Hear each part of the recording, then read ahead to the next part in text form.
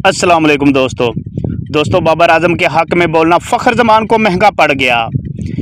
बाबर आजम जब इंग्लैंड के ख़िलाफ़ पहले टेस्ट मैच की दोनों इनिंग्स में फेल हो चुके थे तो पीसीबी ने बाबर आजम को अगले दोनों मैचों में रेस्ट देने का फ़ैसला किया।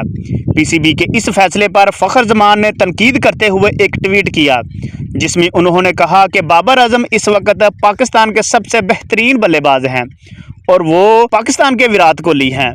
पीसीबी का ये रवैया बाबर आजम के साथ नामुनासिब है। इस ट्वीट के बाद पीसीबी ने फ़खर जमान के खिलाफ सख्त एक्शन लेने का फैसला किया और फ़खर जमान को शोकाज नोटिस भी जारी किया। अब जब ऑस्ट्रेलिया ने पाकिस्तान के खिलाफ पाकिस्तान में ही 3 वनडे मैचेस की सीरीज़ खेलनी है जो कि 4, 8 और 10 नवंबर को मैच खेले जाएंगे, उनके लिए पीसीबी ने जब अपनी टीम का ऐलान किया तो उस टीम के स्क्वाड में फ़खर जमान को शामिल नहीं किया, जबकि बाबर आजम, शाहीन शाह अफरीदी और नसीम शाह ने इस स्क्वाड में वापसी की है।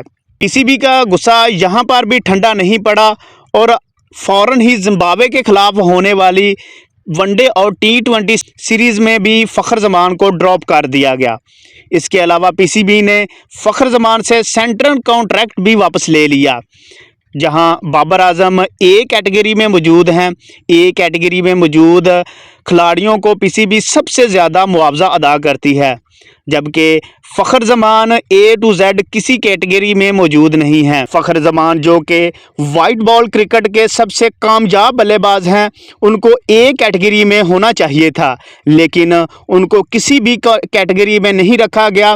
उनके साथ सेंट्रल कॉन्ट्रैक्ट को ख़त्म कर दिया गया है।